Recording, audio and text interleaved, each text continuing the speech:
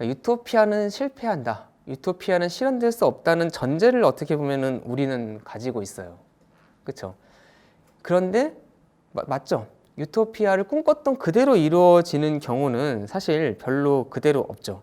그런데도 불구하고 이상과 현실을 그대로는 아니더라도 그 공통점의 최대 분모를 실현하는 것 자체는 의미가 있는 것 같아요. 심지어 사실 실패한 유토피아도 의미는 있습니다. 어떻게 보면은. 그런데 자기가 꿈꿨던 바와 그건 그대로는 아니더라도 현실 속에서 그 최대 공동 분모를 찾고 실현해가는 과정도 중요하다.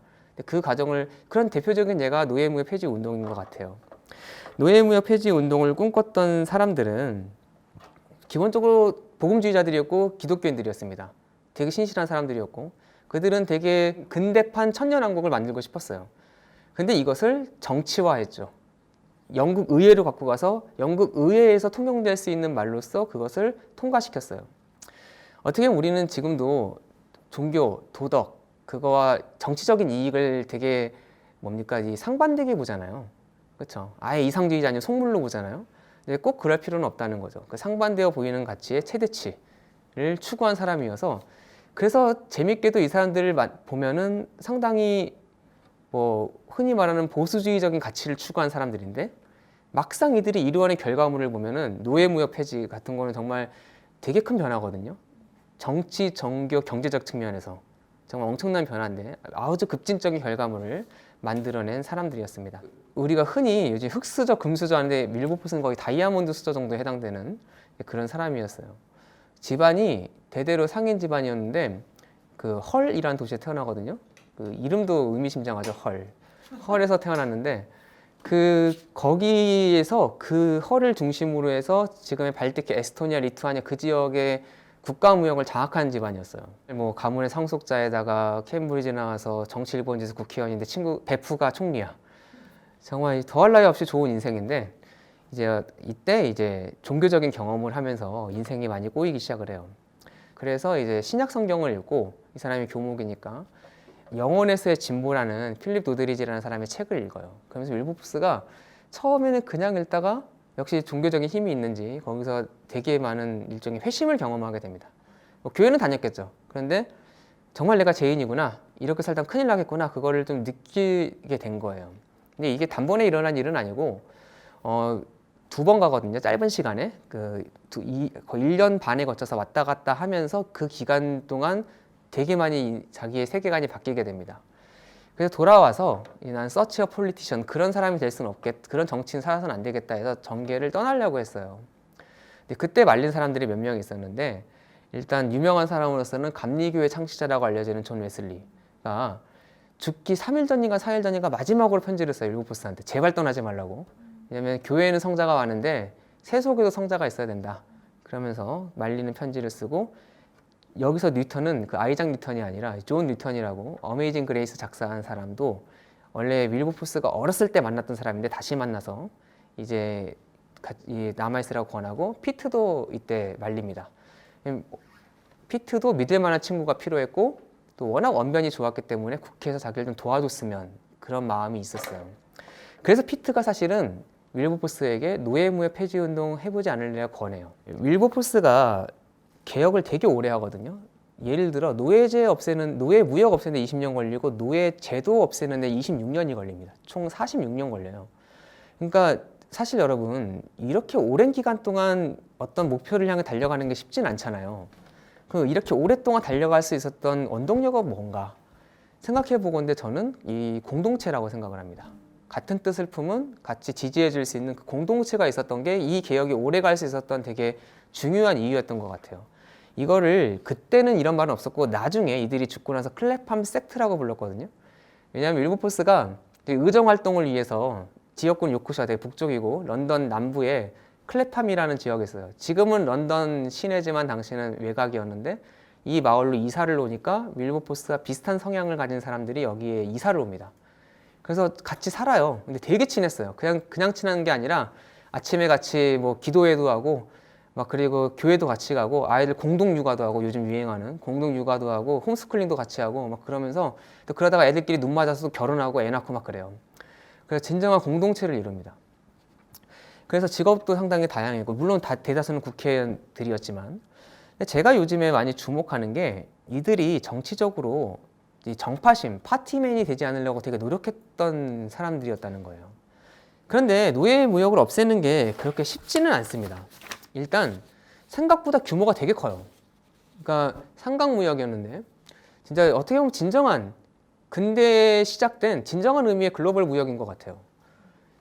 영국이 얼마큼의 이익을 받는가 중간에 이것도 정말 몇백 년간 200년간 싸우고 있는데요. 그 하버드 경제학과의 닐 퍼거슨이 있어요. 이 사람이 이제 제국이라는 책에서 보면은 이제 지금 영국이 300만 팔았다고 치고 수익률을 8에서 10% 냈다고 쳤을 때 사실은 더 많이 팔고 더 많이 냈을 텐데 지금 이거를 배상을 해줘야 된다면 260조 달러 정도에 된다고 계산을 했어요. 그러니까 260조 원도 아니라 260조 달러를 배상해줘야 된다. 그 정도로 이제 수익을 많이 봤던 거죠. 이 사람이 어메이징 그레이스를 작사한 걸로 유명하죠. 그렇죠? 나 같은 죄인 살리신 주은에 놀라와. 그래서 원래 노예무역성 선장하다가 나중에 그 죄를 깨닫고 내가 나 같은 이런 노예무역성 선장이라던 죄인을 살려주시다니 그 놀라와. 그렇게 적은 것 같지만 실제로 이거 작사하고도 6년 정도 노예무역성 선장을 더 합니다. 진짜 이 어메이징 그레이스 막 필 받아서 적을 때 그 배에서 밑에서 노예들은 죽어가고 있었어요. 그러니까 나중에 1789년에 윌버포스가 노예무역 폐지운동 같이 합시다라고 제안했을 때 그때 공식적으로 자기의 죄를 회개해요. 왜 그랬는가? 이제 회상을 하는데 노예무역은 언제나 불의한 것이었지만 무관심과 이해관계가 한동안 그것이 죄라고 인식되는 것을 막았다. 그러니까 당시인들의 어떤 인식의 한계가 있었던 것이죠. 토마스 클락슨이 1807년에 노예무역 폐지 법안이 통과되고 1808년 1년 후에 노예무역 폐지 운동사를 쓰거든요. 이 사람은 클레판파 멤버고 윌버포스의 약간 행동대장 같은 사람이에요. 오른팔이었어요.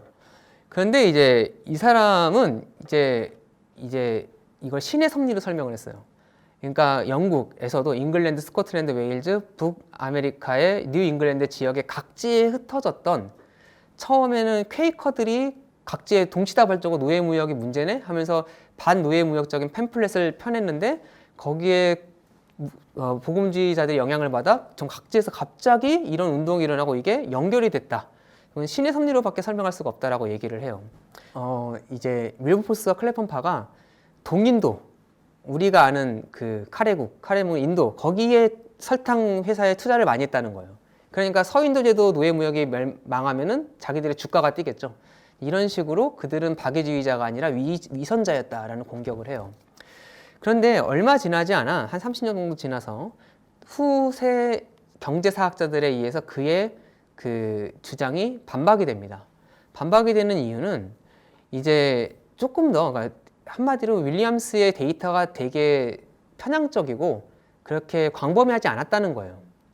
그래서 좀 범위를 넓혀 서인도제도는 물론이거니와 영국과 아프리카까지 해당되는 그 대서양적인 범위로 넓혀 이걸 전반적으로 수출입 기록과 그런 경제적인 이익 여부 그런 것들을 조사를 해봤더니 아주 이익이 많이 났다는 거예요. 노예무역 없어졌을 때.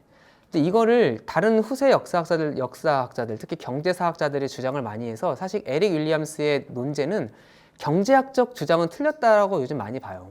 그래서 이제 로저 안스티라는 학자는 여기에 답을 나름 제공합니다. 뭐냐면 기독교 때문이었다는 거예요. 성경을 펼쳐봐라. 네 원수도 내 몸같이 사랑하라 그러는데 그걸 제대로 읽은다면은 어떻게 노예를 유지할 수가 있겠는가. 특히나 당시는 복음주의 부흥기였잖아요. 그러니까 사람들이 조금 더 종교적인 거에 관심이 많고 더 민감했던 시기였다는 거예요. 이 사람은 그래서 질문을 1770년대, 80년대를 보자. 이 시기에 노예무역 폐지운동이 시작되는데 이 시기에 무슨 일이 있었는가? 영국 제국의 위기였다. 특히나 미국의 독립은요, 영국 제국의 도덕적 미신을 아주 크게 깎아먹었어요. 그래서 이 당시에 영국이건 미국이건 간에 어떤 정치적 주장을 하기 위해서 자신의 도덕적인 우월성을 주장하면서 상대방의 도덕적 열등성을 비판할 그 필요성을 느끼게 됐다는 거죠. 무슨 얘기냐면요. 미국 사람들이 독립할 때 영국 제국 시스템이 상당히 부도덕하다는 거를 주장을 많이 해요. 이게 영국 사람들은 되게 자존심에 스크래치를 내거든요. 우리 제국은 이전에 몽골 제국, 로마 제국 그런 제국과 달라. 왜냐하면 기독교적 가치관이 있고 상당히 도덕적인 제국이야라는 그런 자부심이 되게 강했는데 미국 사람들은 그렇지 않다는 겁니다. 그때 근거로 사용하는 게 뭐냐면 바로 노예무역이에요. 노예무역처럼 영제국의 도덕적인 어떤 열등성을 보여주는 예가 없어요. 그러면 영국 사람들은 그대로 당하는가? 아니면 아메리카 대륙에 있는 왕당파들은 그대로 당하는가? 이들이 뭐라고 카운터어택을 하냐면 그러는 미국 너희 독립파들은 왜 노예를 갖고 있는가? 그래서 미국의 노예 제도를 비판하게 됩니다. 그래서 이런 국면 속에서 노예 무역 또는 노예 제도를 비판하는 것이 매우 정치적인 중요성을 갖게 됐다는 겁니다. 이 모랄 캐피탈은요, 좀 쉽게 설명을 하면 개인적 또는 집단적 대의 명분이 제공하는 여러 목적에 유용한 도덕적 명성이라는 뜻인데, 도덕적인 어떤 행위를 하고 행동을 했을 때 얻어지는 도덕적인 위신이 내가 다른 목적을 위해 사용할 수 있는 자본화될 수 있다는 거예요. 근데 이게 상당히 재밌는 게 이익과 동기, 이익과 이상의 이분법을 극복할 수 있는 가능성을 보여줍니다. 영국은 당시 세계에서 몇 개 안 되는 게 아니라 거의 유일한 국회의원 선거를 제대로 하는 나라입니다. 그렇죠? 한마디로 국회의원들이 이러나 저러나 해도 자기 지역구의 여론의 눈치를 봐요. 그래서 이때 활약한 사람이 아까 1808년에 그 책을 썼던 토마스 클락슨인데, 영국 정말 거의 모든 주를 돌아다니면서 노예무역 폐지 협회를 세워요. 협회에서 뭘 하는가? 그 프리홀더라 그러는데, 이 선거권자들이 노예무역 폐지 법안에 찬성하는 이 성명서를, 퍼티션을 만들어 가지고 보냅니다, 국회에. 근데 일부러 시각적 효과를 주기 위해서 종이를 돌돌돌 말아요. 이만한 두루마리가 돼요. 그거를 국회에 정말 한 달에 한 번씩 보내요. 여기 써 있는 것처럼 이스트 인디아 슈가, 그러니까 우리가 아는 그 인도에서 만든 슈가라는 거죠. Not made by slaves. 그러니까 노예가 만들지 않은 슈가 쓰자. 일종의 좀 공정무역한 거 쓰자. 이런 운동이 일어났었어요. 그리고 저 위에는 당시 노예무역 폐지론자들이 달고 다니던 배지인데요. 혹시 그 영국 도자기에 관심 있는 분은 웨지우드 아시죠? 상당히 비싼 브랜드인데 그 웨지우드 창설자가 저걸 만들어서 심지어 공짜 나눠줬어요. 지금 웨지우드는 되게 비싼데 저걸 공짜 나눠줘서, 도자기로 구워서 나눠줘서 배지처럼 차고 다녔습니다. 되게 유명한 슬로건이에요. Am I not a man? 내가 사람이 아니고 And a brother? 내가 형제가 아닙니까? 되게 유명한 그런 슬로건이었어요. 그래서 정말 이런 분위기 속에 결국 1807년에 노예무역 폐지 법안이 통과가 되죠. 노예무역을 끊음으로써 노예제가 고사되게 만드는 전략을 취했고, 결국 26년 후에 노예제도가 없어집니다. 이 얘기도 할 게 많지만 그냥 하고 싶은 말은 이겁니다. 이 오랜 투쟁을 할 수 있었던 것은 클랩팜이라는 공동체가 있었기 때문입니다. 윌버포스의 유산은 여기서 끝나지 않습니다. 제가 보기에 제일 중요한 유산은 윌버포스가 죽어도 이제 국가적 차원에서 한 나라의 정부가 도덕 자본을 얻기 위한 정책을 피기 시작했다는 거에 있는 것 같아요. 마지막으로 몇 가지 시사점을 던지고 오늘 강의를 마치겠습니다. 왜 18세기 말 19세기 초 영국 복음주의 정치가들은 국가적 가치, 그들은 이제 도덕성이라고 표현을 했는데, 여기서 도덕은 뭐 횡단보도 잘 건너고 막 신호 지키고 그걸 넘는 거죠. 아시죠? 그래서 약간 어떻게 보면은 가치를 추구하는 거죠. 그렇죠? 어떤 이익보다는 가치를 추구하고 옳음을 추구하고, 이런 것을 왜 키워드로 생각을 했을까요? 개혁에 여러 가지 방법이 있지 않습니까? 근데 왜 이들은 국가 도덕성을 키워드로 생각을 했을까? 두 번째, 우리 사회 노예무역은 무엇일까요? 이 질문을 많이 던지시길 제가 역으로 한번 던져보는 거예요. 제가 생각하기엔 그렇습니다. 정말 답은 각자가 찾아가는 것 같아요. 왜냐하면 18세기, 19세기 영국 사회의 복잡도와 21세기 대한민국의 이 사회의 복잡성과 심오성은 비교할 수가 없습니다. 그때는 내셔널 차원에서 어떤 클랩팜이라는 한 공동체가 커버할 수 있는 것들이 있었어요. 이 21세기 정말 이 다난한 이 한국의 이 복잡도에 이 모든 걸 커버하는 클랩팜파보다는 제가 보기엔 여러분 각자가 자기 전문 영역에서 뭐 IT, 정치, 경제, 더 세부도 들어갈 수도 있겠죠? 아니면 사회복지, 그런 부분에서 자기가 보는 노예무역이 있으실 것 같아요. 누구는 탈북자 문제, 누구는 통일 문제, 누구는 불공정 문제, 그렇죠? 이런 각자의 노예무역이 있을 겁니다. 그 노예무역은 무엇입니까? 그거를 없애고자 하는, 어떻게 보면 21세기 한국에는 되게 많은 복수의 클랩팜파가 있어야 되지 않을까. 그런 아주 마이크로 클랩팜 섹트가 네트워킹하는 것이 어떻게 보면 우리 사회가 지금의 문제를 좀 타개할 수 있는 방법은 아닐까? 여러분이 보시는 여러분의 영역에서 그 자리에서 보시는 노예무역은 무엇입니까? 마지막으로 가치에 따른 정치가 가능할까요? 정파심을 넘은 가치에 따른 정치가 가능할까요? 우리 시대에도 클레펀파가 있을 수 있을까요? 한번 생각해 보시면서 오늘 생각해 보실 것을 제가 숙제 아닌 숙제로 던져드리고 오늘 강의는 여기서 마치도록 하겠습니다. 네, 강의해 주셔서 감사합니다.